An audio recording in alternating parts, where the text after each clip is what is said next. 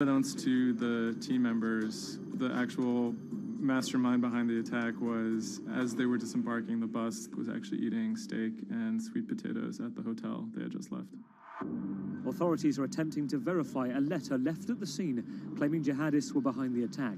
Because there had been a series of attacks by Islamic terrorists in Germany and Europe, there was widespread suspicion in the media that this was another Islamic terror attack. 3 letters were found at the site of the bombing that took credit for the attack on behalf of Islamic State. There were, however, reasons to doubt this particular narrative. It would actually be a surprise if ISIS were actually part of this attack. Possibly could be employed by other groups like the far right wing to try and shift the blame. The letters had some strange qualities. They were written in a strange German that used big, sophisticated words, but had basic grammar mistakes, as if someone was native German speaker but pretending to be a foreign person. Federal investigators have detained 1 man suspected of links to Islamist terrorism, one of 2 suspects whose apartments were raided this morning. Shortly after the bombing, a man in Austria named Rudolf, who was a big BVB fan, he noticed that something strange was going on the stock market related to the team's shares. He emailed the lawyers of BVB, who then forwarded that email on to investigators. The email stated that someone had bought 60,000 BVB put options, a wager that the value of the shares of the team would fall below a certain amount at a certain date. Why would someone buy that ahead of a match and then 3 bombs go off? Something isn't right here. For the person to make money off of that, it required the stock to go down quite a bit in a fairly short period of time. And it wouldn't just be the team losing a match, it would require something much bigger than that. There was another big red flag about this purchase, which is the fact that it had actually been made, number one, on the day of the bombing, but also from an IP address that had been traced to the actual hotel where the bombing had taken place. When 3 explosions targeted the bus carrying the Borussia Dortmund footballers on April the 11th, written notes left at the scene claimed the attack was the work of ISIL. The truth, as is now alleged, is remarkable. On April 21st, the police arrested a man in a southern German city called Tübingen. He was on his way to work, and his name was Sergei Benegold. He seemed like an unlikely suspect because he had no known connections to the Islamic terror world. He didn't seem like a far-right extremist. He didn't seem like a left-wing extremist either. He seemed to be a completely unremarkable young man. A 28-year-old German-Russian man, named only as Sergei W., stayed in the same hotel as the players on the night before the bombing. He specifically requested an upper room overlooking the bushes where the explosive devices were hidden. The media dissected why he would do that, what was his past. He had been inspired by the 2015 terror attack in Paris. And he noticed that in the aftermath of the attack, the stocks of French companies went down. And he believed that if an attack took place that was directed at a specific company, that the decrease in stock price for that company would be even more dramatic. It never occurred to anyone that someone would do that out of greed. We now know that the suspect bought 3 different derivatives on the Borussia Dortmund shares. With all these derivatives, he bet on falling shares. The suspect bought the majority of these financial products on the 11th of April, the day of the attack. If the plot had been completely successful and the stock had reached a value of 0, Benegold would have made up to 570,000 euros, or the equivalent of about $608,000. Ultimately, the plan completely backfired. The attacker, Sergei Benegold, didn't make any money. In fact, he lost money. In court, he would be extremely quiet. He usually kept his hands clasped together. One of the lawyers actually commented that he had never seen a defendant act so calmly. Benegold had served some time in the German military. From that information and from online research, he was able to figure out how to assemble remote detonated bombs that would do what he hoped to do. There were a few days of extremely emotional testimony, including the soccer players who described doubting whether or not they could ever play another game again.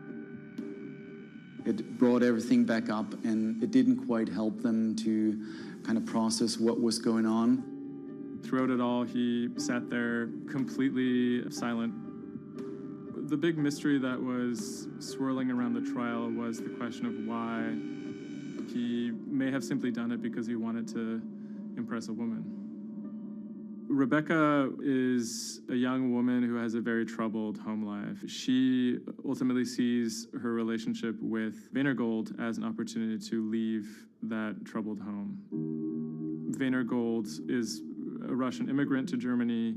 He speaks with an accent. He has anxiety in large groups of Germans. She begins to resent the fact that he has these fears and feels a little bit trapped. Rebecca attempts to dump him on multiple occasions, and he threatens to commit suicide if she leaves him. Weinergold apparently told Rebecca that she would soon be seeing a surprise. After being dumped via text message, he apparently began planning for this attack in earnest. Weinergold was charged with 28 counts of attempted murder, which carried a maximum sentence in Germany of life in prison. He claimed that he had nothing to do with the attack, but as time went on, he admitted that he had actually been the person who had built the explosives and had set them off. But he claimed that he didn't want to actually kill anybody. Ultimately, Weinergold didn't receive the harshest possible sentence.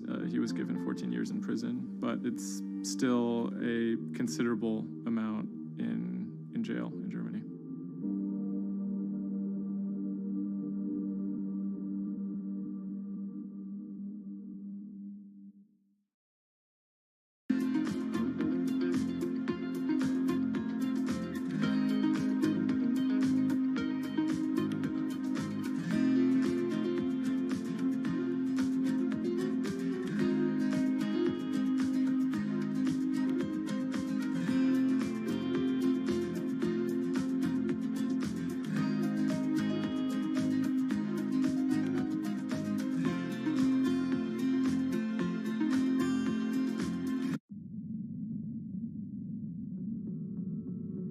The threat of an asteroid hitting Earth is very real.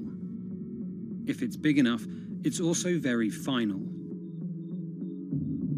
These are very, very infrequent events. The probability is not zero, though. A blinding flash of light streaking across the sky. About 100 tons of space rock falls on Earth every day. Most of it is so small it burns up in our atmosphere or lands unnoticed away from major populations. No human in the past 1,000 years is known to have been killed by a meteorite, and according to NASA, no large object is likely to strike the Earth any time in the next several hundred years. However, one thing is certain: we haven't found them all. There are thousands out there, and we don't know where they are.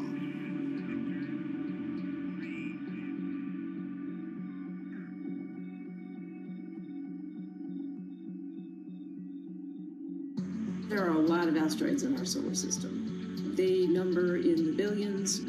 Scientists all over the world are working toward detecting and deflecting the most catastrophic of natural disasters. The race is on to find as many of these objects as we can. We have a way of calculating whether or not an asteroid is potentially dangerous or not. I mean, I think it's something worth investing in. It's our existence at stake, right?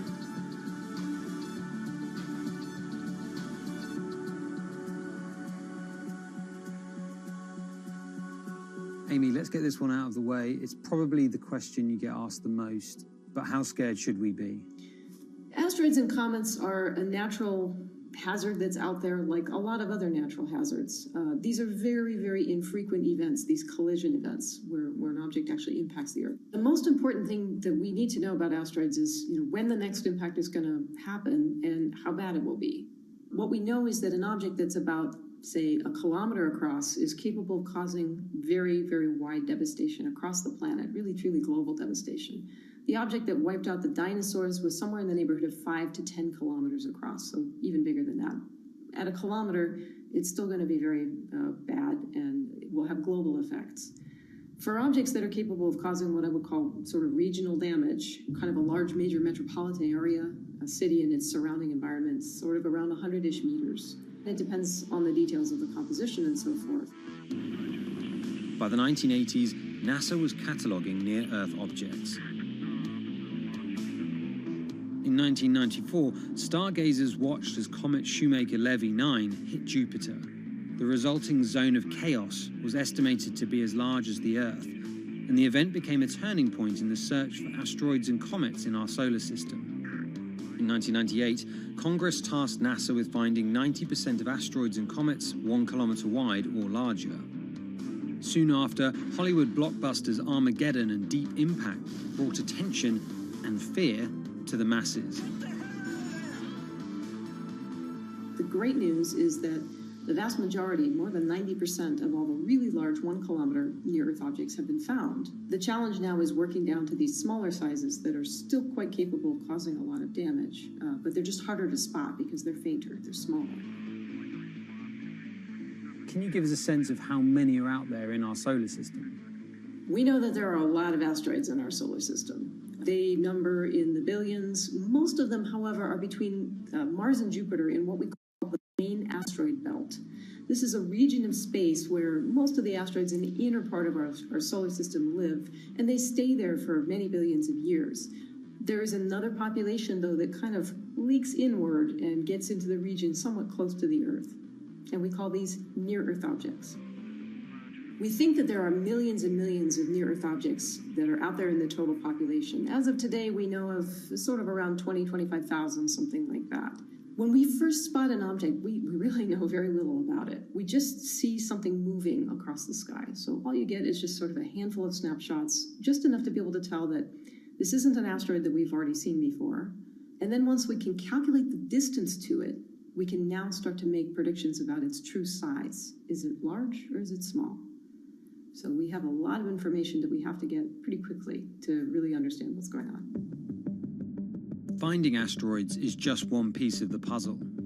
Planetary scientists are extremely skilled in determining the orbits and speeds of asteroids based on relatively small amounts of data. NASA runs simulations of the trajectories asteroids could take, which is useful but time-consuming. A team of scientists in the Netherlands have found a way that could buy us more time. Our method is very quick. So you can very quickly get an assessment of whether or not the object is dangerous or not. If you look at the classical way of determining the danger of an asteroid, it may take days of computing time on very big machines to determine this hazardousness. The current problem is that there's just too many asteroids out there to spend a huge amount of computational power on all of them. So the neural network allows us to focus on what really could go and pose a hazard to Earth. A neural network is a computing system that mimics the way the human brain operates to find underlying relationships in a set of data. By training the network in this way, you train it in recognizing those objects that are most likely to hit the planet. And once it's trained, you can apply this network to all the unknown asteroids. And then you can make a selection and saying, hey, these are the ones which appear to be having orbits similar to the ones which we know are hitting the planet. That doesn't mean that they do, but it only means that they look very similar to the ones we know they do. What else did you find? Should we be particularly concerned about anything? One thing that we did find is that our neural network was able to go and identify a handful of asteroids which weren't considered potentially hazardous, that when we went and integrated them forward in time, they came quite close to Earth. We find a handful which were not detected before or not considered being dangerous before, and we think they are potentially dangerous. It's very hard to simulate kind of going forward in time an asteroid that's going to hit Earth because, well, the Earth is really small. And well, space is really big, and then you have to have very exact parameters to shoot an asteroid that goes and hits exactly Earth. And then Simon had the ingenious idea of not even trying to do that and just launching the asteroids from Earth's surface and integrating backwards in time. It's very hard to make it hit. So you need a lot of calculations which all end up in nothing. And the idea was then like, well, let's not do that. This is basically what NASA is doing. NASA is taking an asteroid, making multiple copies of them, shooting them all forwards in time, calculating their orbits, and then see what fraction sort of gets close to Earth. Not even hitting Earth, but getting close to Earth. And that they call it a potential impactor. So you calculate the solar system forwards in time for, let's say, 1,000 years. And then you launch asteroids from the surface as if they, if you go forwards in time, would fall on the surface. You calculate them backwards to today, and then you get your orbital parameters of today's asteroids, which you know will land on the planet. And those you can use as known impactors and compare with all the other asteroids in the solar system. Can simulations and AI, can those things fill in the gaps where perhaps telescopes and other imaging tools can't? Absolutely. Since the observations get more complex, the physics gets more complex. And if the physics get more complex, the mathematics becomes more complex. And at some point, you can't solve your problems analytically anymore. And then this is where the computer comes in. Now we have this trained neural network. We have a way of calculating in a fraction of a second whether or not an asteroid is potentially dangerous or not, and therefore deserves more attention or more time to spend on for really finding out if it is dangerous. When it comes to hunting asteroids, time is critical. What we can do about a potentially hazardous object depends a great deal on what we know about it and how much time we have before the encounter. We'd really like to find them when they're decades away, because the more time you have, the more options you have, and the less energy it takes to move an object aside. It also means we might not have to resort to launching a nuclear warhead at an asteroid. Until recently, pretty much our only choice. That's an option of last resort, in my opinion, yes. We have lots of options available. You can just simply bump into the object and just nudge it out of the way. That's one possibility, and that's kind of, in a way, sort of the simplest thing to think about, just nudging it off its path a little bit with, a massive object, a spacecraft, let's say. It's kind of like bowling, if you will. If you have a long time or a long stretch of runway in the lane, just a very small twist on the bowling ball will make a big change in where it ultimately ends up. Another option would be something where you take a very big, massive spacecraft and you park it next to the object and you use the force of gravity as a towing rig. That takes longer, though, and you need to be able to send a pretty massive spacecraft, and it obviously depends a lot on how big the asteroid is. Other options start to get more and more complicated, and they range from painting one side of the object a white color and painting the other side dark, and then letting the pressure of light sort of perturb its orbit. In a departure from the lab and computer simulations, NASA has real plans to rehearse kinetic impact deflection. In 2021, the agency will launch DART, the Double Asteroid Redirection Test mission, which will intercept a 160-meter asteroid in 2022. Better to practice now before we have to deal with an actual threat. In the meantime, discovering asteroids is our best bet. Thousands of scientists and amateur astronomers around the world make up an informal network that survey the heavens. But that may not be enough. NASA wants more resources to map our solar system and better technology. We need to ramp up our network of sensors, and also we need to just continue to strengthen our network of international observers so that we can get follow-up, because we find these objects when they're distributed all over the night sky. Once we get more observations, we get better data, we can make better predictions. If you look at the big impactors we have had in the last, let's say, 20 years, or maybe 30 years, or 50 years, most of them we haven't seen coming. So the danger, the real danger, I think, comes from the objects we don't know about, and not from the objects we do know about. This particular natural disaster, like a lot of natural disasters and like climate change, is a problem of the global commons. So the thing that we risk collectively is that it sort of then becomes nobody's problem, and nobody takes ownership over it. Asteroids are all over the sky. They just truly cross boundaries and borders with a second's notice. I kind of imagine in the future maybe lots of small satellites around the Earth that are always going and looking outward. I mean, I think it's something worth investing in. It's our existence at stake, right?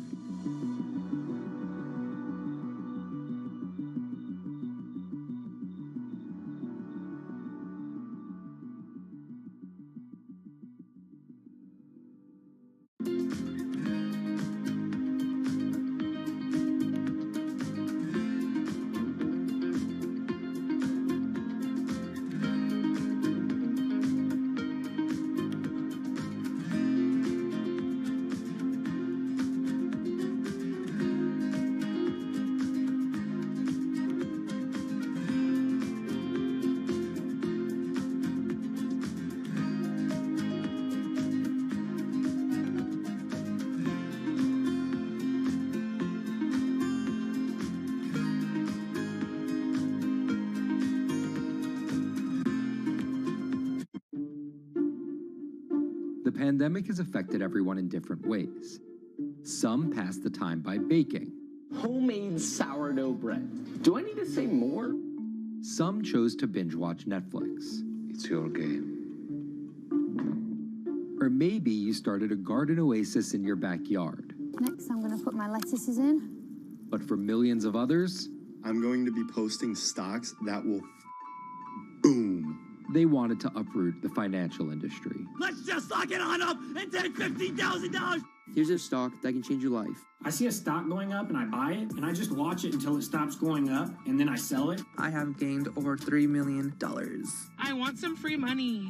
I don't think you can overstate the online communities or social media's influence on financial markets. A large group of inexperienced investors who discuss their plans on social media platform Reddit have shaken up the stock market in a big way. The stock that everybody's talking about right now is GameStop. Video game retailer GameStop is set to continue their head-spinning ascent today. The revolutionaries on Reddit are spanking Wall Street's ass. The more these stocks go up, the more the big guys are getting creamed and losing billions of dollars. This isn't a wealthy person's game anymore. Anyone can play it. I took up a little bit of a new hobby, and I am interested in day trading. As an investor nowadays, you don't have to look a specific way. You don't have to wear specific clothes. You don't have to be doing it from a trading floor on Wall Street in like a high-rise building in downtown Manhattan. The narrative of what's driving the markets is no longer being held in secret offices in New York and Boston of privileged people talking to other privileged people. It's right out in the open.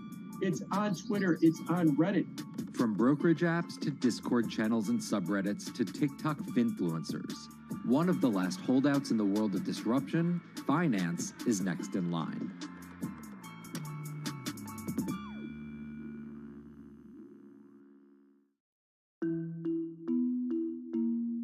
Investing should be as ubiquitous as shopping online. That's Vlad Tenev, the CEO of Robinhood, the online brokerage app, talking about how he wants his app to disrupt the world of stock trading like Amazon disrupted the world of home shopping. And I think that speaks to exactly the mission that a platform like Robinhood has, which is to democratize investing. Robinhood was started in 2013 by Vlad Tenev and Baiju Bhatt in, where else, Silicon Valley, as an alternative to the big brokerages, but with one big difference. As they were building the social network around finances for people, they realized that there was a gap in the market and that free trading could become something that they could bring to the markets, they could disrupt the industry. While no-fee trading is industry standard today, it was unheard of when it was first introduced. The online brokerage industry was really innovative when they came on the scene 10, 15 years ago, but they kind of stopped innovating where you haven't seen those commissions come down beyond $5 or $6 or $7. Robinhood think that by offering zero commission that they're going to push people onto this platform. And on top of no-fee trading, the customers Robinhood was courting have been long overlooked in the world of finance. So the typical customer of a Charles Schwab, for example, is putting a lot more money in that brokerage account than the typical customer at Robinhood. Even today, with all of its popularity, the median account size is about $240. There's Fidelities and the Schwabs and the E-Trades of the world. They look down their nose at those kind of accounts. I don't want a $1,000 account. They're just a headache. I want a $100,000 account. And this is key here, right? Because the thing about Robinhood that's different than every other single brokerage platform is how easy it is to use. The design of the Robinhood app really has in mind a user who might be coming at this absolutely cold. The fonts are very well sized, the shapes, the colors, all of that is something that the founders of Robinhood paid really close attention to. And by creating an interface that catered to a newer investor, they were able to gather a pretty healthy group of customers. And by 2019, they had about 10 million customers.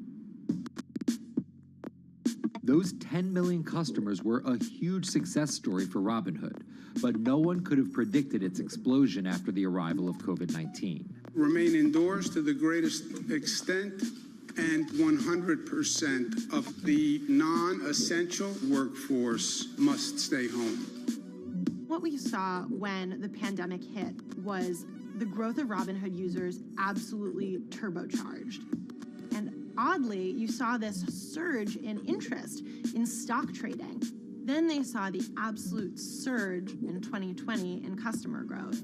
And now, by many accounts, they have more than 20 million customers, which is pretty extraordinary.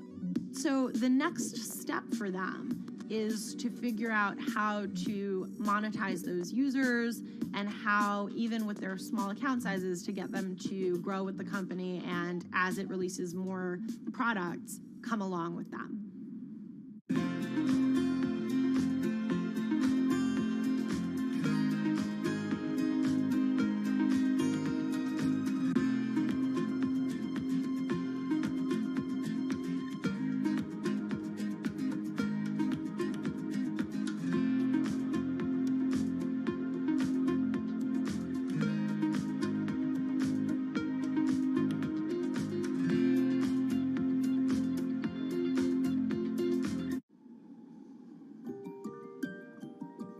Robinhood would become one of the COVID economy's breakout successes. Robinhood traders, as they're called, became the shorthand explanation for the frenzy of often speculative retail investing after the pandemic lockdowns. Kids wake up in the morning, they go on Robinhood. They're, in the shower, they check Robinhood. Kids are learning how the stock market works at 18 while they're at school, checking their phones in between classes because notifications pop up telling them what their stocks are doing that day. With these new tools, millennials and Gen Z are investing in the market in ways their parents could have never even dreamt of.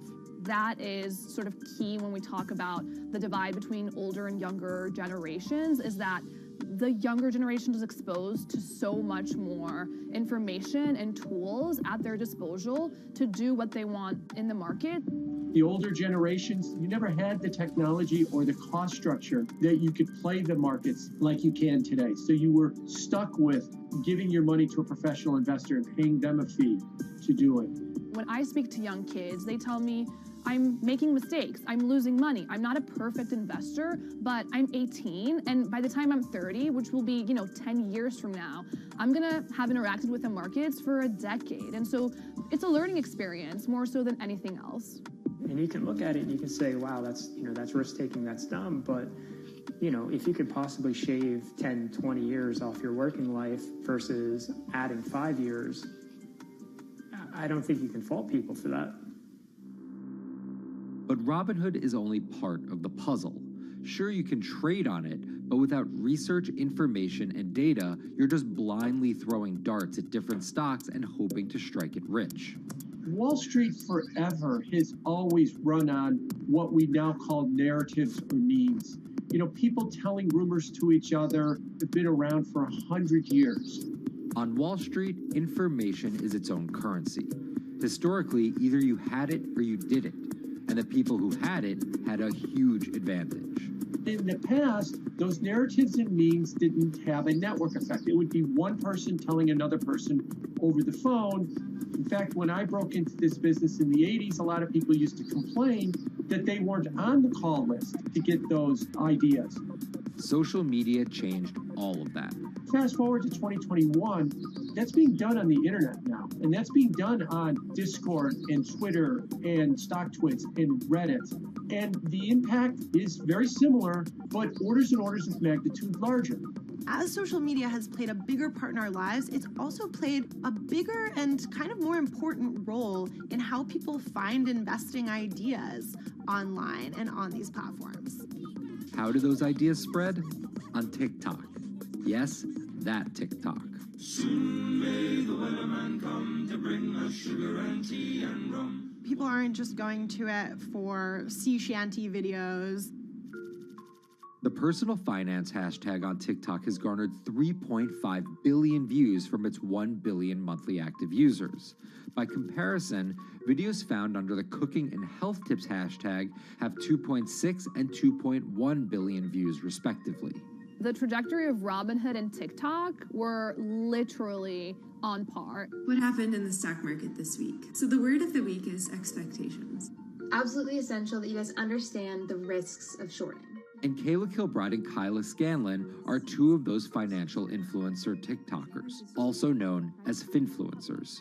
I think people still care about fashion, they care about culture, but it's also like there's this big behemoth thing called the stock market that we really don't know a whole lot about, and it's gatekept behind the industry. And so people like want to unpack that. And so my audience is, a lot of them are younger investors who are looking to hone their skills. Tech and write-up. Kyla and Kayla are two of the more, let's say, professional TikTok influencers. The Tesla ARK Bitcoin Biotech Risk Cluster. I've been trading since high school, and it was a really interesting way for me to fill out my decision-making frameworks and to think about thinking. And I think that the more that we can have people thinking about finance, the better that we're going to progress as a society. I think it's a huge gap in our educational system. If you're going to buy an option for a stock you think is going to go up, it's a call. So think of it like this. I made the options video where I was like, options are just like shopping. Rumor has it that this pallet's about to go up in price. So if I come in tomorrow, can I still buy it at said price? And a ton of women just like attacked that video and were like, you explain things so much better than my boyfriend or my professor, or like I could sit and listen to you all day. And I was like, this is what I was looking for. But TikTok's algorithm does not reward calm and measured videos about responsible investing. It rewards this. Watch this video for 30 seconds and you'll be rich for the rest of your life. I try not to say the A word, the ALGO word, because TikTok listens to us. The algorithm does impact how you feel. You know, you do notice which videos do better versus which videos do worse. How do you catch someone's attention in less than 60 seconds? And how do you make it something that they're like, I need this in my life? Nearly impossible to do that in 60 seconds. But the people who perfect it are the people that you're going to watch and going to stick around. And where people are sticking around? Reddit. And its nearly countless subreddits about finance. And by far the biggest one of those is Wall Street Bets. There's a lot of social media platforms out there, but Reddit is like the social media platform for finance. Places like Wall Street Bets is where it all goes down. Started in January 2012, it wasn't long before Wall Street Bets adopted a 4chan-like etiquette, leading to their tagline, like 4chan found a Bloomberg terminal. We had all these unexplained stock moves, and we would be grasping for why stock XYZ jumped 20% in a day. And you would look at Wall Street Bets, and you would see people there talking about buying options in that stock, and it sort of, squared the circle, so to speak, and started making sense. And it was at that point that it was like, wow, we have to start paying attention to this. Some people on the platform really spend tons of time, and others are just looking for entertainment and to have a little bit of fun, effectively gambling or looking for an outlet, trying to make a little bit of money. Then on top of all of that, there were stimulus checks. Now, clearly this money is going to people who need to use that to eat, to live, but there's a lot of people who use this money to invest in the stock market. And it's not just stock tips. People quote-unquote YOLO their entire life savings or stimulus checks on a single stock. They post what is called gain and loss porn, screen-grabbing staggering hits and misses on stocks for the entire community to see. I am about to lose everything. And while some of the people on Wall Street Bets are novice investors, the community contains multitudes. In one respect, what it did show us among these network groups is they are very sophisticated. They're not a bunch of ignorant people talking to other ignorant people. And this is where the pieces of the puzzle all come together to wreak havoc on Wall Street for a solid week in early 2021. It's pretty clear that the combination of more people having retail brokerage accounts and trading apps and more people being stuck at home looking for some kind of entertainment and some kind of community online came together in this very singular way. What came together is GameStop. Let's go back to the beginnings of what happened with GameStop a couple of years ago. On the boards like Reddit and StockTwits, a lot of people were talking about GameStop as being attractive value. Some of them are even, Wall Street alums who left the industry and now still have access to tools that they can use to improve their financial well-being and make very good decisions. And I think Roaring Kitty is a perfect example of that. GameStop is one of the most compelling asymmetric opportunities in the market today. Really, I don't understand how you could disagree with that. At the same time that this crowd was talking it up, the hedge fund institutional crowd didn't like the stock at all, and it had the largest short interest of any stock in the New York Stock Exchange going into late 2020. Short selling is a bet that a stock price will fall, and it's a fairly simple concept. An investor borrows a stock and then sells it. The investor is betting on buying the stock back later for a lower price before returning it to the original owner, pocketing the price difference. What a short seller would tell you is that they almost act as a policeman in financial markets, or they're at least looking for companies that aren't what they say they are. And that can range anywhere from an outright fraud that some short sellers try to expose to just a company that's not worth as much as investors think it is. The problem is, if the stock price rises, the short seller has to come up with the money to buy the stock back. And the more it rises, the more it costs. And that's what's called a short squeeze. And the hedge fund Melvin Capital was on the wrong end of that squeeze. Melvin Capital lost over 50% of its money in the month of January alone, just from being caught in the short squeeze of the stock. This is where the disruption comes in. One of the most wild stories you're ever going to see.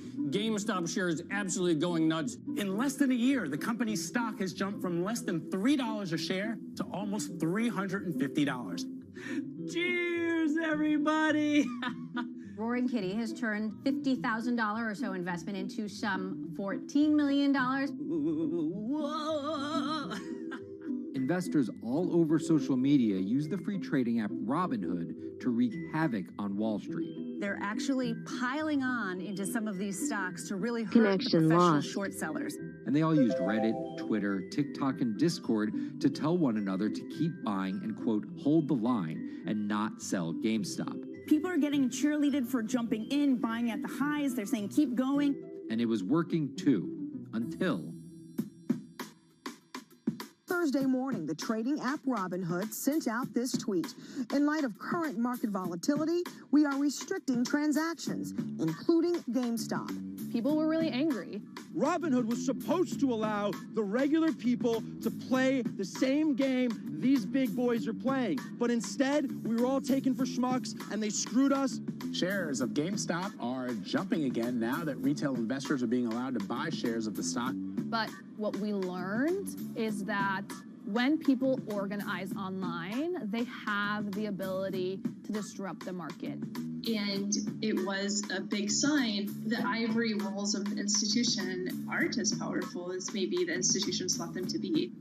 I don't know if pumping up GameStop was the best use of billions of dollars, but I think that as a signal to society, it was pretty interesting and powerful.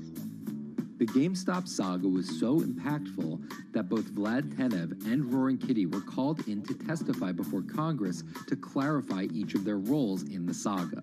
One thing that's emerged from the congressional hearings is that they're interested in how retail brokerages make money and whether they're keeping the best interest of their customers in mind, but it's pretty fuzzy as far as what they would actually do as a result.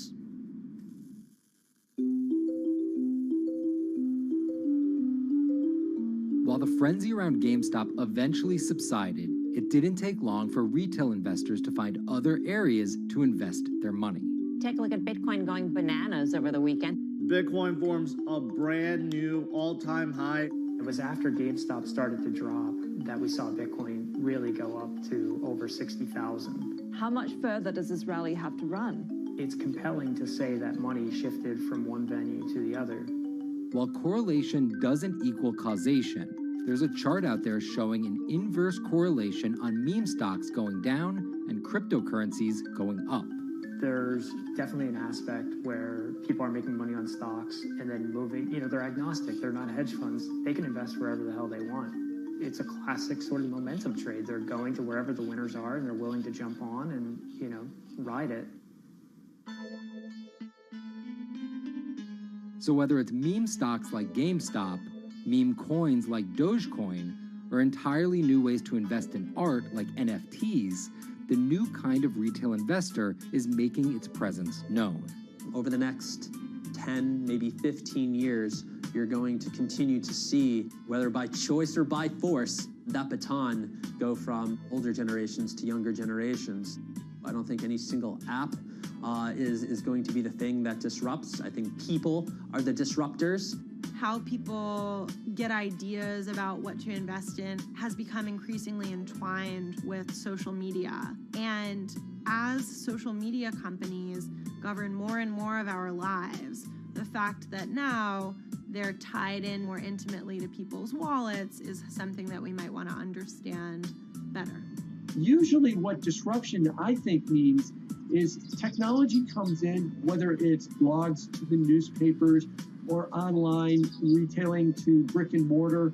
They come in and they're in the same business, but they just do it in such a gigantic cost savings that it causes everybody to switch. Well, that's the risk that happens here, is that it's so much cheaper to just manage your own money. We're not there yet, but costs and conveniences are moving in that direction. So I'd say, Wall Street, you haven't been disrupted yet, but you could be in the coming years, and that the final chapter on this story hasn't been written.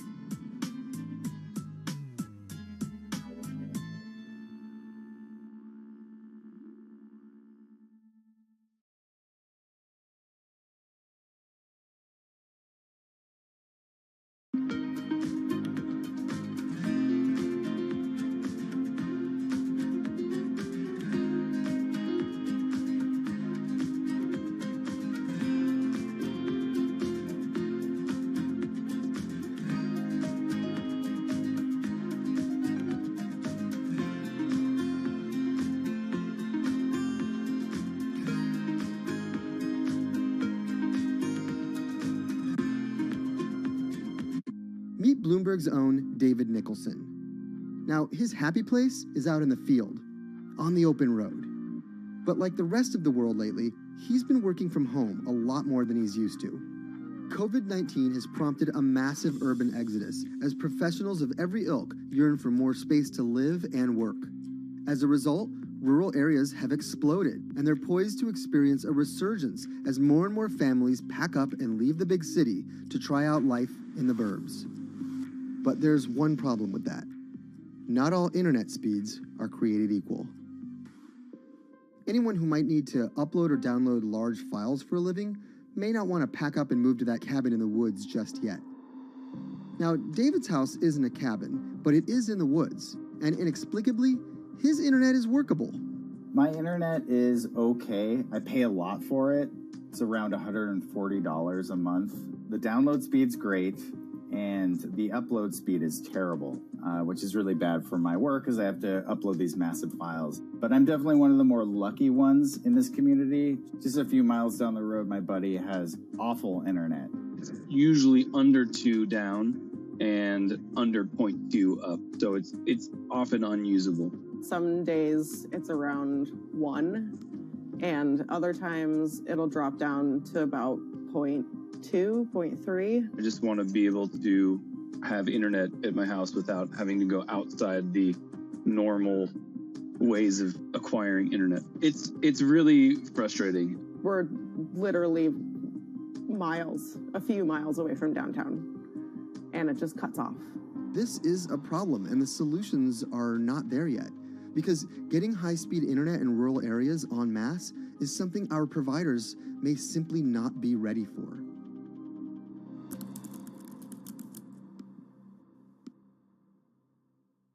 If your internet service doesn't have fast download and upload speeds, then you don't have high-speed harmony. You have. Americans on average pay about $70 a month for internet at home. But in rural areas, it could cost a lot more for a lot less service.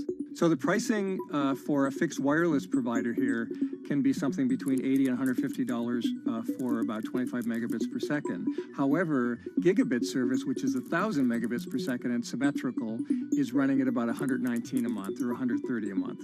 That's John Paul. He co-owns Spiral Fiber, an internet service provider here in Nevada County, California. And for the past 10 years, he's been trying to bring an affordable fiber optic network to town. It all started when he applied to be part of the pilot program for Google's fiber service. Across the country, civic boosters have been going to extremes, chanting, singing, Google in the morning, and marching, trying to get the search engine giant to look at their town. The internet these days is crucial to be in the world, to be a part of the world, and to be connected to your community. Google ultimately went with Kansas City, Missouri, which left Paul on a mission to get funding to lay out fiber optic networks for gigabit service.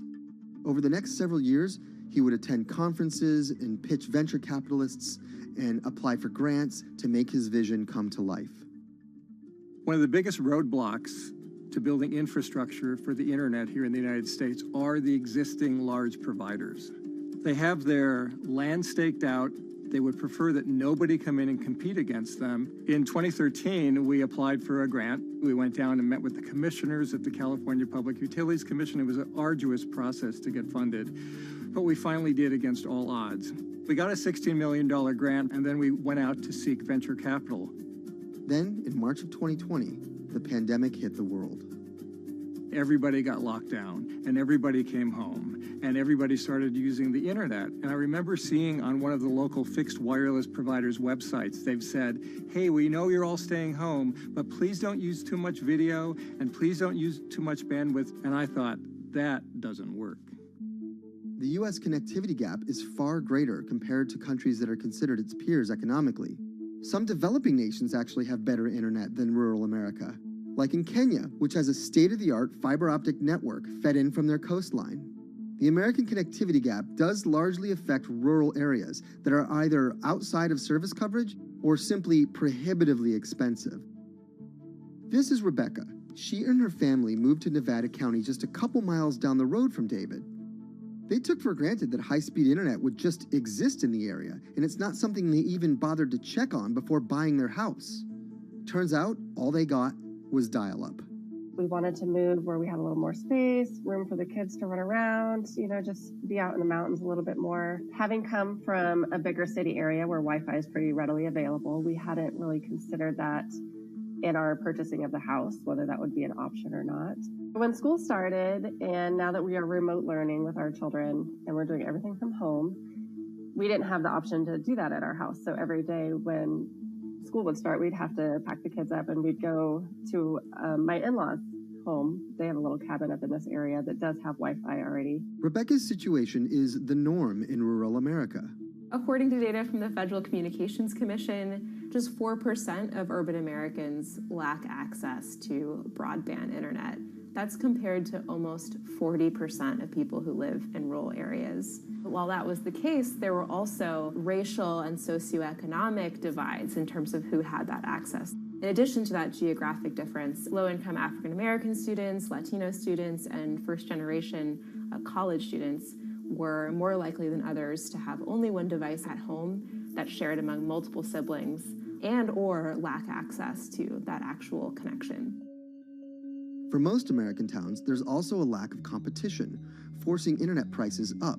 And large providers like AT&T and Comcast aren't incentivized to expand service to these rural communities. This is how Xfinity makes life simple, easy, awesome. So in our area, we have a small imprint of Comcast, but they're not going to go out to the more rural areas. It's just not cost effective for them to do it as a large company. In order to lay fiber cable, you're actually physically digging trenches into the ground. And for internet service providers, they're primarily focused on maximizing their profits. And so the fewer customers you have, in any square mile and the more fiber you have to lay, that's just kind of harder to pencil out from a purely economic standpoint. AT&T released a statement on the matter, expressing the need and desire for government assistance to fund fiber optic expansion to areas deemed unprofitable. Comcast released a similar statement encouraging more public-private collaboration on this effort. Federal agencies do offer grants to help communities build broadband networks, but many have argued that there's not enough flexibility on how to use these funds. The COVID-19 relief package passed by Congress in March and signed by President Donald Trump awarded $43.3 million to 51 projects on the East Coast alone. But it also stipulated that these projects needed to be up and running by December 30th. For contractors who plan projects months and years in advance, it's a scramble to rearrange their schedules to meet that deadline. So what we've been asking the federal government to consider is at least have, as long as the projects are getting started, knowing the projects are being put into place to expand both remote learning, working from home, and opportunities like that that are truly driven from COVID. We're moving as fast as we can regardless, but hopefully they'll give us some more time. Talking to John Paul, it's clear that he believes broadband is something that can transform a community and should be considered a public good. One of the first communities to come on in the United States with full-on gigabit service was Chattanooga, Tennessee. Now, they're a bigger city, but they're a city that was economically in a downturn. In the last 15 years, the city of Chattanooga has turned around in an amazing way. It's a nexus for young people to move to. It's a place where technology happens. It's not just about logging on to Zoom, to connect with your colleagues who might be in New York City. It's also your ability as a small business, operating in the town of Nevada City or wherever it may be to, quickly upload your payroll documents or something onto the cloud, or to quickly, swipe a customer's credit card. There's just some really basic business functions and mechanics that I think people in big cities really take for granted, and that are just going to be a much bigger challenge for small business owners in rural areas.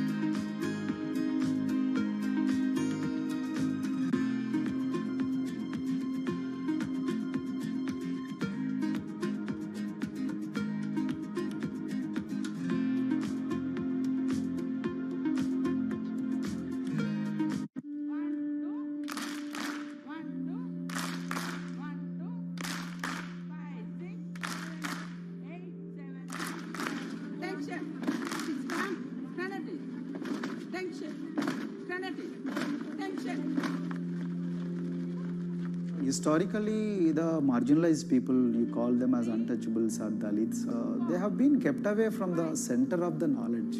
Once you are born into a caste, it is very difficult for you to grow beyond that. You are stuck in that identity.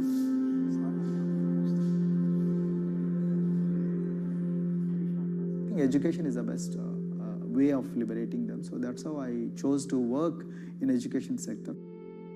The kind of education that we are giving to the marginalized people is going to change not just the fate of these communities in Telangana, but it is going to be the source of inspiration, source of hope for all the marginalized in this country.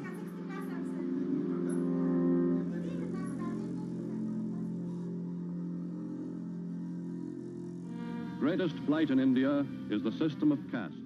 For generations of Indians, the social code known as the caste system has defined how people earn a living and whom they marry.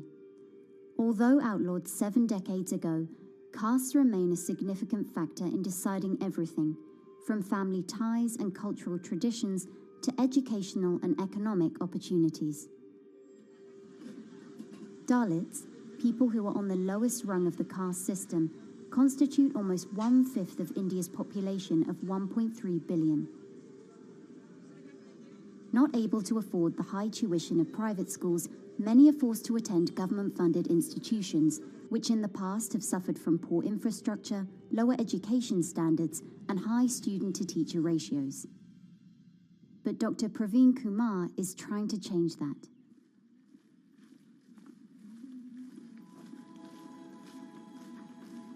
I am currently working as head of Telangana Social Welfare Residential Schools.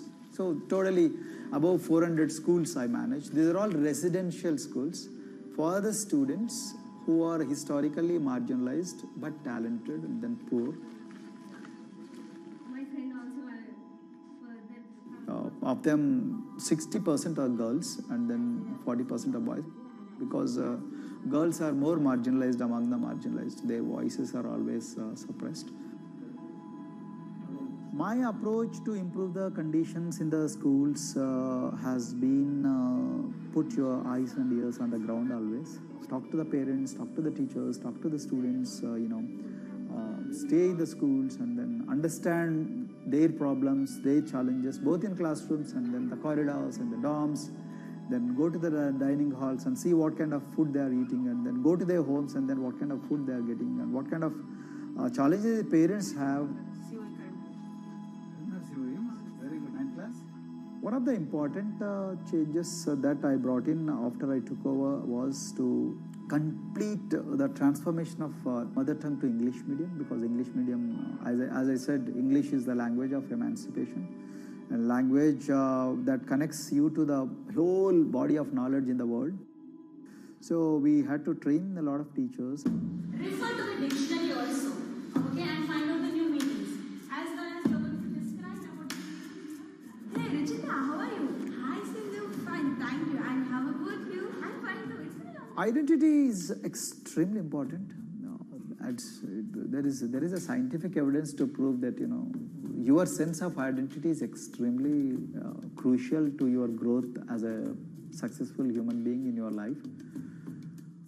If you accept an identity which is very humiliating, which reminds you of very painful past, I think that identity will not help you to grow. I'm not saying that you should forget your past. I'm not saying that, but that should not be the bubble in which you must live always.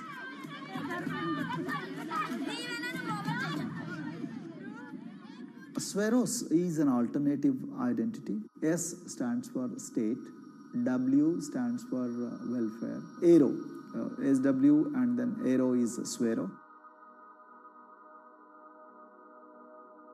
So the idea is your dreams have to be skybound.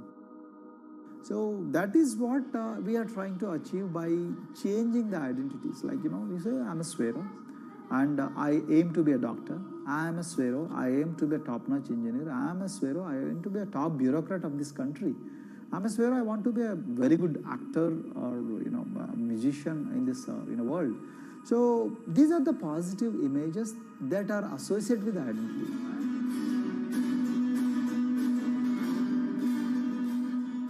Just to give an example to you, in 2012, in our institution, we used to produce about 6 doctors per year. But because of our, this self-liberating ideology of Sveroism, we have, this year, we have produced about 189 doctors. This is phenomenal for any poorest of the poor people. You know how difficult it is to get into medical colleges in this country. So, but today, because of this ideology, the students have been able to achieve this, feat. Pujita has been a farm laborer, and her parents themselves are agricultural laborers. And then this girl used to sell vegetables, but thanks to the residential education institutions, she came to the Gaulidoddi campus, and then she toiled very hard for 1 year, despite many problems.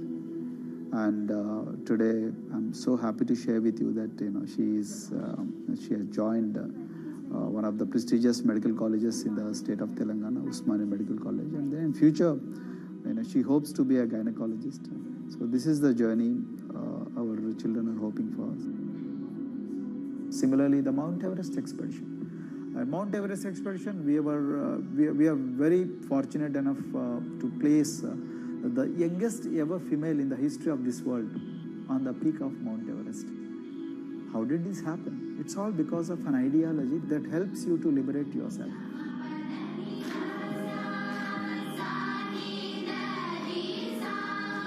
We brought a lot of extracurricular activities and most of them got institutionalized now. So for example, music. Similarly, the games. We have so many coaching academy. We have boxing academy, we have wrestling academy, we have handball academy. So we have, kabaddi, the traditional Indian sport. We have golf. We have introduced the golf also. Like golf is generally played by so-called rich people, but today even poorest of the poor people also are being trained in golf in our schools. Wow. So our intention has been to give all 360 degrees, type of opportunities to the students, so that whoever is interested in whatever activity, they can go and then do it. Break the barriers, break the fence, at least mentally, because poor people have been programmed to be victims, programmed to be subjugated, programmed to be on the margins, always, programmed to feel inferior. We wanted to change all that. There are certain games which are exclusive to rich people. There are certain languages which are exclusive to middle class and upper middle class in this country. To put it in one word, the sole aim of introducing all these co-curricular activities is to break the stereotypes which are recklessly imposed on these people. Their stereotypes Dr. Kumar knows all too well. Born a Dalit, his grandparents were labourers and access to the village well was restricted.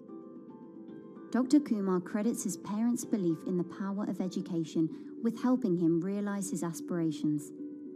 He went on to join the Indian Police Service, attended Harvard University, and then began pursuing educational reforms back home. I attribute whatever I am today, it's to my mother primarily. They educated me in the village, although there were no good schools. So then I stayed in social welfare hostels, the hostels which are managed by government for the poorest of the poor kids. I passed with reasonably good grades. Then I went to university and then I faced worst form of discrimination in the universities. Like there were, in those days I'm talking about, so the bathrooms and the toilets were exclusively meant for scheduled castes and scheduled tribes. We used to fight discrimination on one hand and then again, try to excel in academics, day in and day out. So that's how I came to education, because I deeply believe that education is the only important weapon that can really, place the poorest of the poor people from a very victimhood orbit to a prosperous orbit. I think in future, this is going to be a game changer for the marginalized in this country.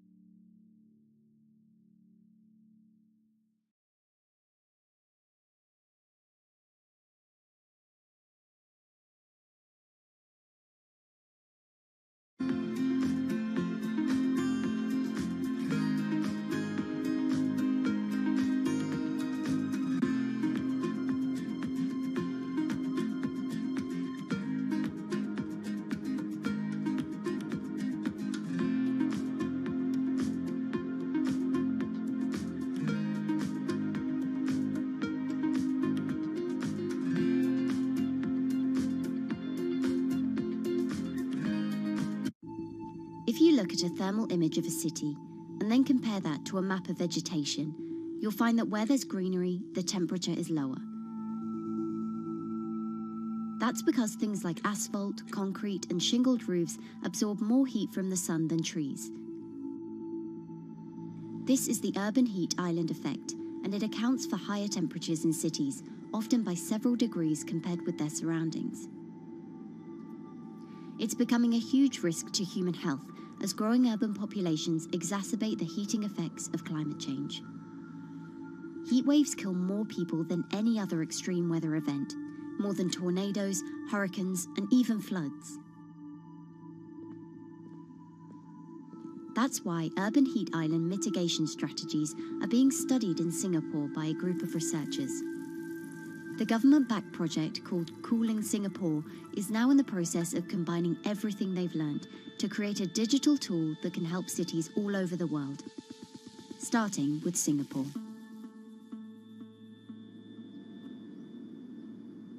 In Singapore, close to the equator, temperatures regularly rise above 32 degrees Celsius or 90 degrees Fahrenheit. And the city structures only make it worse. And that is also the case for Singapore, which is basically a concrete jungle, more urbanized, more developed city. And even in Singapore, what you have is a situation whereby there's a temperature difference of 7 degrees Celsius between the more urbanized and the more rural areas. The government has taken drastic steps to keep temperatures down. This is Gardens by the Bay, an award-winning park, and inside this greenhouse is a pleasant 24 degrees.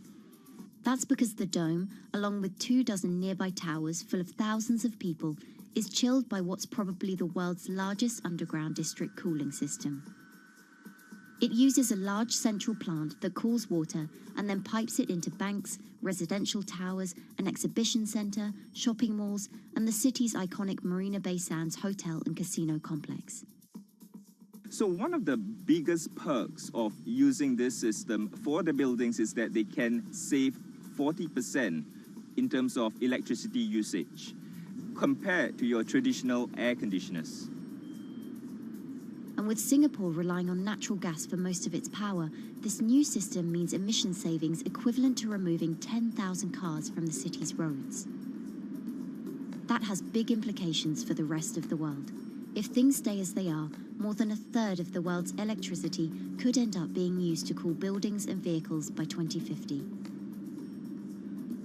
As the world gets hotter, gets warmer, there is a greater need for air conditioning and as well as refrigerators, for instance. And the more people are buying these household appliances, the more energy usage they use, and they release heat more, and that then exacerbates climate change. It's a vicious circle. And so since 2017, researchers at Cooling Singapore have been identifying design solutions that reduce our need for so much cool air in the first place. One thing many cities have in common, and that's the importance of vegetation. That's a very important measure to mitigate the urban heat because of the shading effect, of course, and the psychological effects of the vegetation, and also because of the possible evaporative cooling effect of the vegetation. Vegetation can be, of course, on the ground floor in form of trees and shrubs, and you can walk under them. This is the so-called canopy layer that the vegetation forms above us. But vegetation can also go up the facades of buildings, and it can go to the roof of the buildings. Luckily, Singapore has been striving for the garden city feel for quite some time. It was a vision initially introduced by then Prime Minister Lee Kuan Yew in 1967 to make life more pleasant for people. And today, Singapore is one of the world's greenest cities in terms of urban vegetation. Kampung Admiralty, a community centre that contains health facilities and social spaces, now provides more green space than the plot of land it was originally built on. It's topped by a roofscape of staggered terraces covered in local plants, which functions as a community park. And a village green in the centre that contains farm plots for residents to tend to. Park Royal on Pickering was designed as a hotel in a garden that doubled the green growing potential of its site. There's now 15,000 metres of sky gardens, reflecting pools, waterfalls, planted terraces and green walls. And the government has big plans as well. Singapore actually has a plan to plant 1 million trees and add more green spaces over the next 10 years. It is actually a mix of wanting to reduce the urban heat island effect, but on the other hand is also to get the people to be more connected to nature. But it's not enough. The city-state has still been warming twice as quickly as the world average over the past 6 decades. That's why Cooling Singapore has developed a catalogue of other potential heat mitigation measures. When you try to mitigate the urban heat island effect in a city or in any building, in a village as well, the first place to start is by shading of the windows. You have to keep areas clear so that the wind can move through it. Water of a certain depth can act as a very good thermal buffer. If you have to construct heavy buildings such as high-rises, at least you can make the surface, the facade, less heavy, and you can protect it from direct sun penetration. We have to make sure that no combustion engines will be in the city in the middle, in the medium to long-term range. So ideally, the electricity production is outside of the city, and you bring just the clean electricity into the city. You can at least minimize the use of energy in the city, and you can start to slowly convert the roofs, the facades of the city into production areas for renewable energy. In Singapore, unfortunately, this is a limited option, but in the long run, it could produce up to 20-25% of the energy, of the electricity needed in Singapore if all the roofs and the areas in the buildings, on the facades would be used to do that. With so many different ideas, Cooling Singapore is also designing a virtual model of the city to test them out. It's called a Digital Urban Climate Twin, or DUCT, that will calculate how each element of the city's design will impact the urban heat island effect. That means we model not only the geometry of the buildings digitally, but also we model the transportation, the insulation, the temperature, the radiation coming from the sun, the weather, the local climate, the even very, very microclimate of the city, the water, the movement of people in the city. We can invent scenarios, we can design scenarios, test them before we actually build them, and if they test very well and we are sure that they will function, then we can start to build them and put them into reality.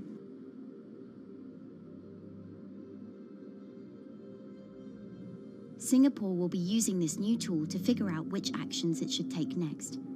And the model can be applied to any city, whether it needs to keep heat out or keep heat in, which will ultimately save energy, slow climate change, and improve our quality of life.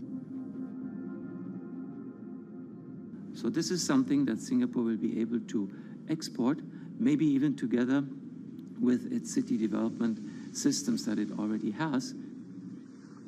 Singapore is one of the very few cities in the world that really combine this scientific approach with a very well-established urban redesign and urban design approach. Through its agencies and the combination of its agencies, it has achieved a lot in the past. If it keeps following the scientific path and the combination with the other knowledge in the city already, we think that it will be a very comfortable and very livable city in the future, even more than today.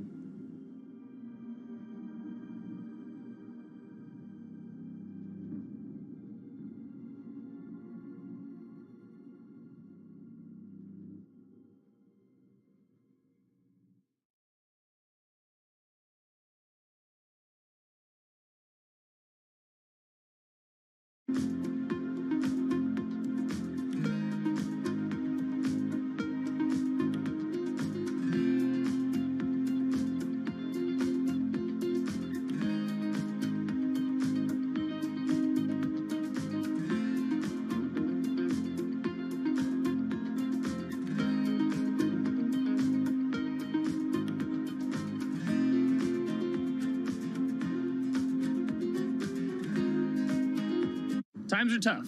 Jobs are scarce. It's risky to be outside and around others. Seems like there's very few ways to make extra money during a pandemic.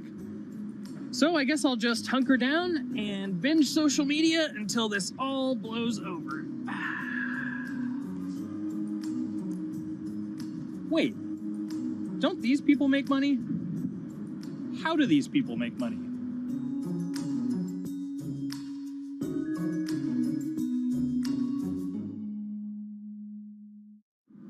Streamers, YouTubers, Twitch stars. How do they make money? Is it a lot? Is it a lot of work?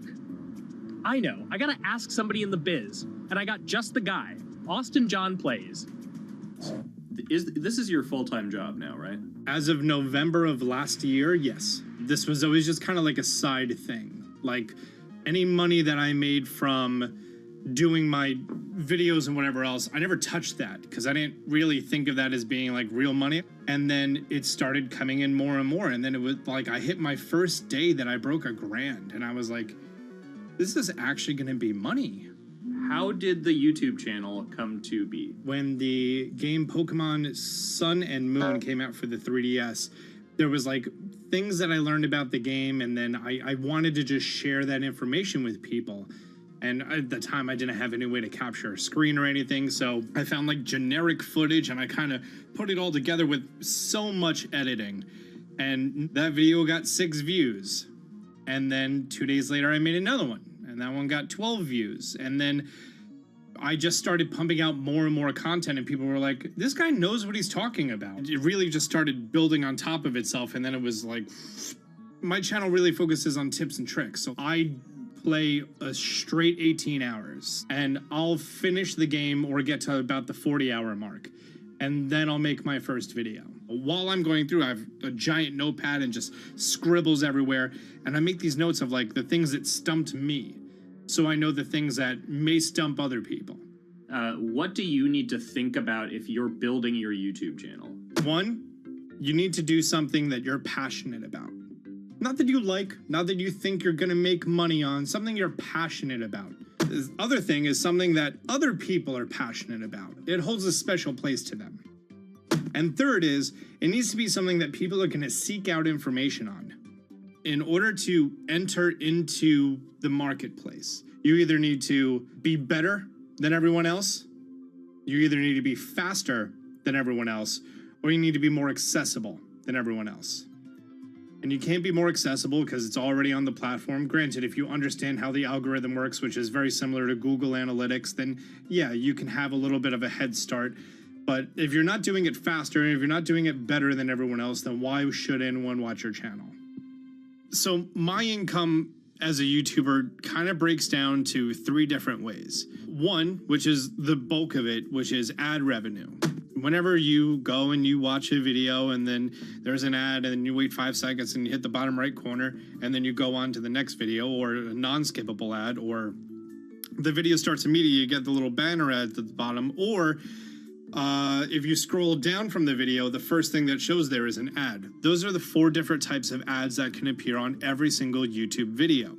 And all of them pay a certain amount. It varies on lots of things, like the country of the person who posts it, the country of the person who watches it, the time of year, where you are in the quarter, if there's anything going on with a reduction in ad revenue. Like, great example, COVID-19, companies weren't spending as much on advertising. So because of that, CPM went down.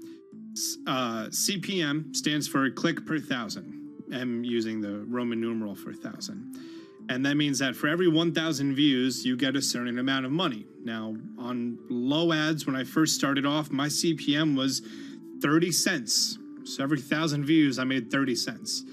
But then once I signed with an MCN and I started making more quality content and more engaging content, some of my better videos and certain times of the year, I can see CPMs as high as $12 to $14. And there's a big fluctuation between, you know, if I post a video when there's no ads being spent, like January and February, that's the reason a lot of your favorite YouTubers and also TV shows don't post new videos in that time of year because ad rates are down. Why are they going to make content then? Instead, you're recording and you're bulking up for when ad revenue is higher. The second way that a YouTuber makes income is support, crowdfunding, things like that. When I first started off, Patreon was really the only option, but then they started rolling out supporters and members for YouTube channels. So whenever I have a live stream, you can click a button and then you can become a member, and then you get special icons next to your name. I believe they're called badges, or on any video, you can hit the join button, and that helps support the channel. And then the third aspect of that would be merch. And for me, my merch has been somewhat basic. In fact, I'm wearing one of my t-shirts from last year right now. You have to endure the times that your first video gets 6 views, that you post it on Reddit and they say, shut up, and then an auto mod bans you. You have to go through that, because until you go through that and you discover why you're doing it, you're not doing it for other people, you're doing it for yourself. If you're not loving what you do, then it's not worth it. Huh. So make a channel about something that I'm passionate about. Oh, sweet. I guess I can make the channel about that.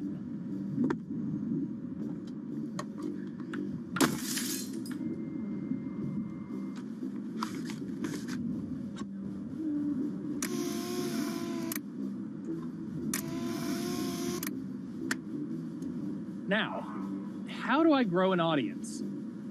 How do I get popular? It's all about diversification, right?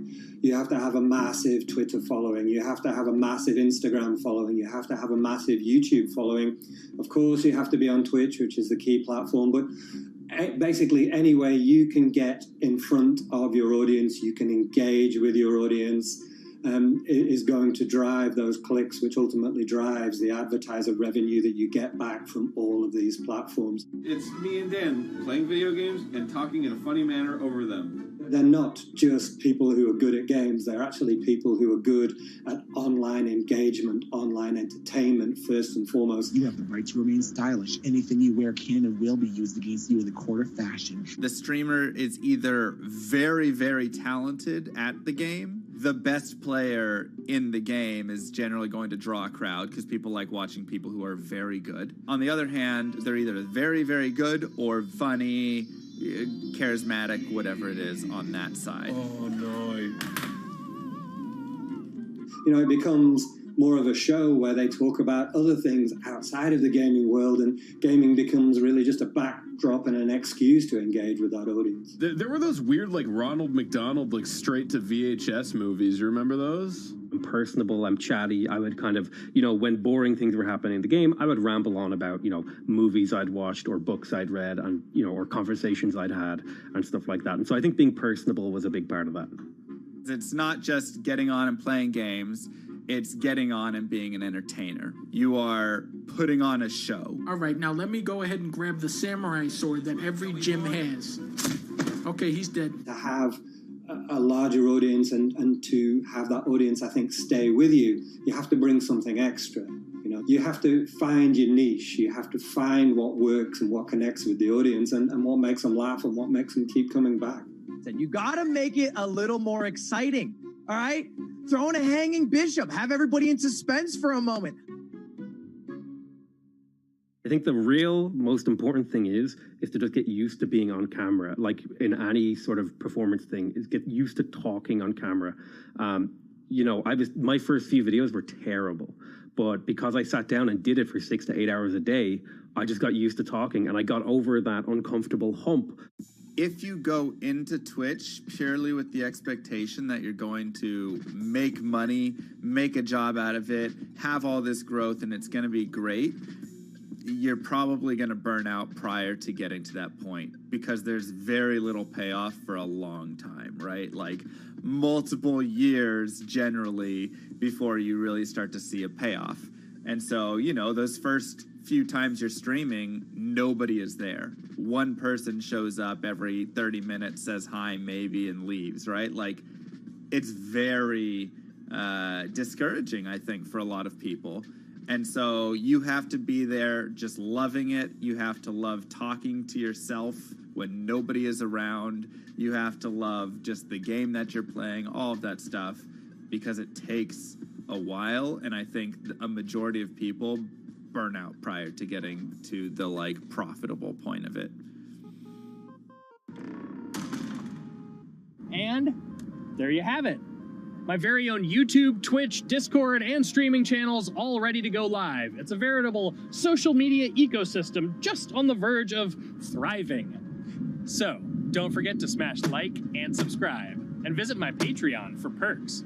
Also, go to my merch page. And one last thing, stay cool, my friends.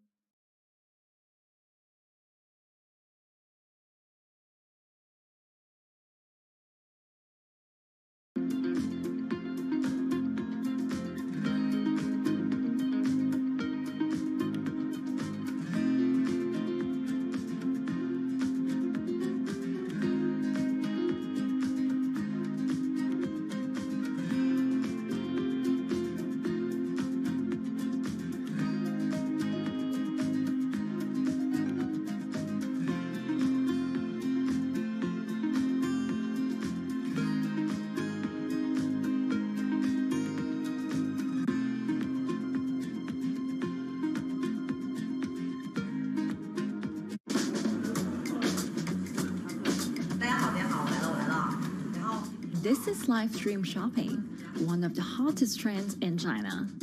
Every night, tens of millions of people watch live shows hosted by influencers like Thea and buy the products they recommend. On e-commerce and social apps like Taobao and Douyin, the sister app of TikTok. 我觉得已经改变了大家的购物的方式。其实各种各样的产品，哪怕你不买，你也可以来看。当然，你看了，你就有可能会买。It's not about, only shopping. It's about the experience. It's about having fun. You got to see 3D. You got to see in some kind of action. It's almost like a theater act. The internet craze has taken over China. By the end of 2020, the country had almost 400 million live stream shopping users.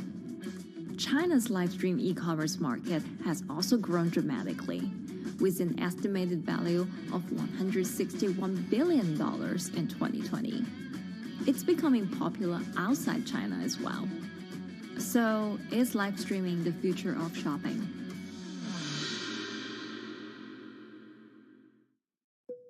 Live streaming is not a new thing. In China, it started in 2015 with the rollout of 4G. And it was first used for entertainment and socializing. Many live streamers performed for their followers or chatted to them, making money by receiving virtual currency and gifts. In the West, live streaming is mainly the domain of avid gamers. In China, it's broken into e-commerce. China actually has a very big e-commerce empire, so it uses these super apps, what we call that you have payment, you have search of information, you have recommendation system, and you have huge amount of goods available on the platform, and as well as a lot of consumers. So with this advantage, they merge these features of live streaming to make the influencers actually sell goods. Here is a perfect choice. Nice neutrals, beautiful print, nothing overwhelming, and the warmth and comfort of flannel. This is item. Traditional TV shopping involves a one-way direction, whereby a host introduces a product, demonstrates certain things, and say, call this number or something. But live stream shopping is live. That in itself is a very, very big difference. It causes different psychology. And live stream shopping is a very entertaining way of actually engaging someone else. When you shop, actually, this live streaming video will continue. It will minimize into a corner, and you can buy the items and pay all on the same app. And after that, the live streaming screen will just enlarge by itself, and the promoter will come back to screen. So it's very convenient. Taobao, one of China's biggest e-commerce platforms owned by tech giant Alibaba, added a live streaming function in early 2016. In the following years, other e-commerce and social platforms like JD and Douyin also integrated this feature.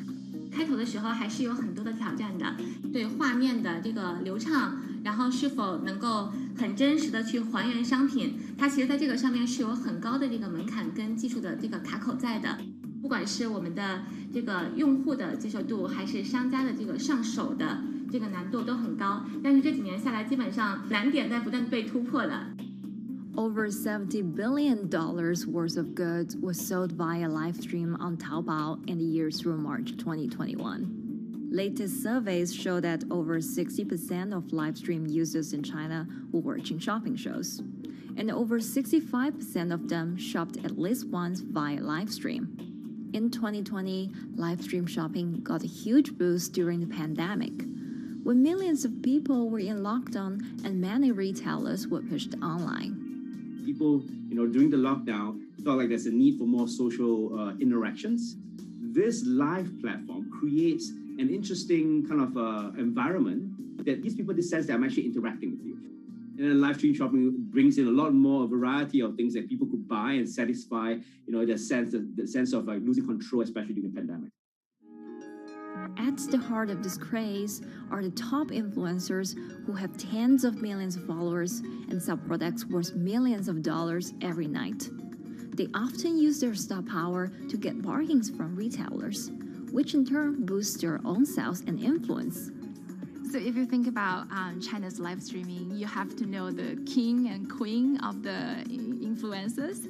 The queen of live streaming, Via, she is actually having the biggest viewership and the biggest sales volume for a long time on Taobao platform. She can sell everything from like Gucci sunglasses, lipsticks, homes and cars. One time she offered her followers to go on a Tesla ride with her, and she even, for once, sold a rocket launch in her live streaming room for 40 million yuan. The king will be Li Jiaqi, more widely known as Lipstick's brother. He used to be a cosmetic sales before he turned into live streaming e-commerce, and he knows a lot about the cosmetics. So he's the one that will actually put the lipsticks on himself when he's on the show. Top live streamers like Via and Li Jiaqi have become celebrities in China and can earn millions of dollars a year. Although not everyone can be as popular, mid-ranking live streamers like Tiffany still earn a good income through sales commissions. 如果说单从收入方面来讲的话，那主播的收入是比普通的工作要高很多。但是呢，主播这个工作时刻对身体，包括对精神都有很大的一个考验的。就是每天需要集中精力，然后长达5-6个小时，这种状态是很累的。而且这5-6个小时的话，你是脑子是不停的，然后嘴巴是不停的，然后手也是不停的，眼睛也是不停的。像我们做主播，不是说单一的只做直播一件事情，然后还会有选品的一些工作，然后还会有一些其他的事情排在里面，其实是没有个人生活的。那我觉得增强粉丝影响力的话，不是说某一件事情。可能今天做了什么事情你就增大了影响力，而是每天不断的内容的输出，粉丝不断的可能对你的了解，慢慢的信任你。没有芝麻酱的味道，如果吃不习惯的话就慎买。A lot of successful live streamers are generally very good at communication. They're very good at articulating very simply what a product does, what a product doesn't do. In order for them to sell, they need to be trustworthy and appear trustworthy, and they need to show in some ways that they're authentic, right? So for Via and Li Jiaqi, they are able to articulate that quite a bit through their body language, through what they say. For example, Li Jiaqi will also sometimes say bad things about certain products because to him there's his honest opinion, and sometimes people want to hear that. And so they seem very credible, they seem very trustworthy, and don't forget, they're also very entertaining and very interesting. If you're familiar with Li Jiaqi, he won a Guinness record for like the most lipstick applications to models in like 30 seconds. So if you're able to create a lot of buzz with interesting things that you do, people who may not want to buy lipsticks will also stream in just to watch what he does. And then from there, you might get hooked. 这就是一般女生出门的时候涂的口红的颜色。 Live streamers also use sales techniques such as limited time or supply. This sense of scarcity can often encourage viewers to buy. The platform in itself creates and enhances some of these things because you see it live. Something we call social proof has taken over, meaning that, hey, other people are interested, other people are joining in, other people want the same product. and they add it in the chat and they ask questions and they say, oh, I want this too. What happens then? It makes the whole product even more scarce. But it's not just influencers. Local farmers, luxury brands, even mutual funds have also started their own live stream shows. Working with very top-tier live streamers can be risky. It's not necessary that the benefits will end up with the brand. So we see company executives opening their own shows. And we see like P&G have their own sales room, which runs shows every day as well. We also have like local governors in like small towns to sell their agricultural products. So the live streaming is definitely transformed the way product owners can think about how to reach their consumers. And it enables a lot of players to actually sell. Live stream shopping is going global. Merchants in Southeast Asia have embraced this trend. And in the West, Amazon has upgraded its live streaming function, adding interactive features like chat rooms. Companies, including Google and Facebook, are also developing and investing in technologies to integrate video and e-commerce. 直播电商它其实已经开始成为主流，它未来的发展空间跟潜力都是巨大的。接下来大家会越来越依赖这种购物方式，会变成一个比较日常化、比较规范化的这么一个趋势。If you look at the numbers alone, their numbers alone, Li Jiaxi's numbers or Via's numbers, you know that they can sell and you know that they can generate revenue. Are they able to sustain it over a long period of time? It depends on how innovative they are at changing some of the things that they do. But you can't expect consumers one day turn into virtual shopping for good. There will be the nature of us that crave to go into the store, to touch the goods and actually wear it and see how it looks like and walk around in that with our friends. And those things wouldn't be replaceable with live streaming.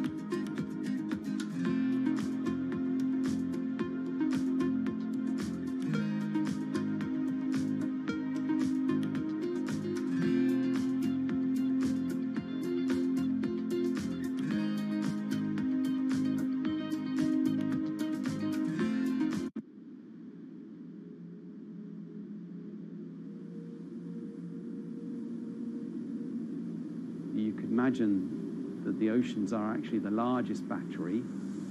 We're storing huge amounts of energy in the oceans. The wave motion can be very deep.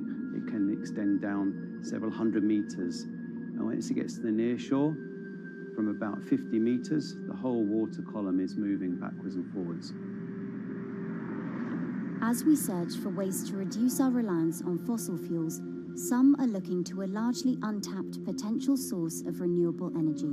In theory, waves off the coast of the United States alone could generate over 2 trillion kilowatt hours of electricity a year, enough to power more than half of the country. Waves intensify and subside not as quickly as the wind, and that means that it can produce a smoother power generation curve. One of the potential advantages of wave energy is that it could act as a complementary source of power compared to other renewables on the grid if it were to be scaled up to commercial scale.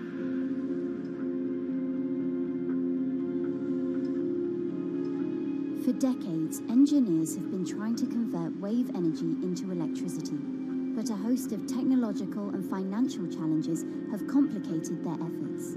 In the years from around 2006 to 2015, there were a spate of bankruptcies in the sector, and this was largely because of a lack of kind of continuous proven projects out at sea with reliable electricity generation.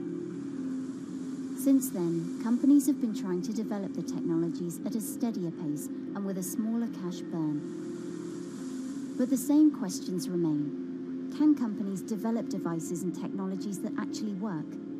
Is wave energy just a novelty or something that can become a major renewable energy source?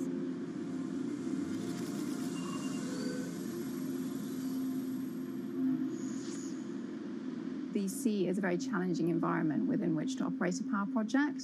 So seawater is corrosive and conditions are very rough. So this means that power projects don't have a very long lifetime, and it increases operating and maintenance costs. Partly because of that, many early wave energy projects hit rough waters, such as the Palamas Wave Energy Converter in Portugal and the Isla Limpet project in Scotland. But that hasn't stopped others from trying. Companies are focused on testing projects out at sea, proving their durability, trying to raise capital and bring down cost. The sector hasn't really converged around one single technology design, and companies are kind of undecided about which design works best.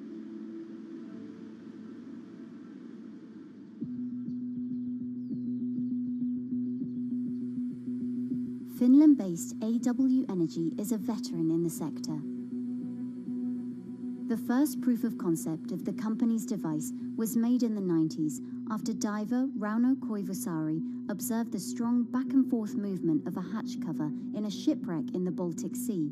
The waves are generated far from the coastline, so the wind blows on the surface of the water, causing the water particles to rotate, and that rotation extends deep down below the surface, and the waves can be very long. They can be several hundred meters long. And as they come into the near shore, this rotational energy turns into an elliptical energy, and eventually backwards and forwards, as you probably noticed if you've been swimming on the seashore in large waves, you're pulled in and out.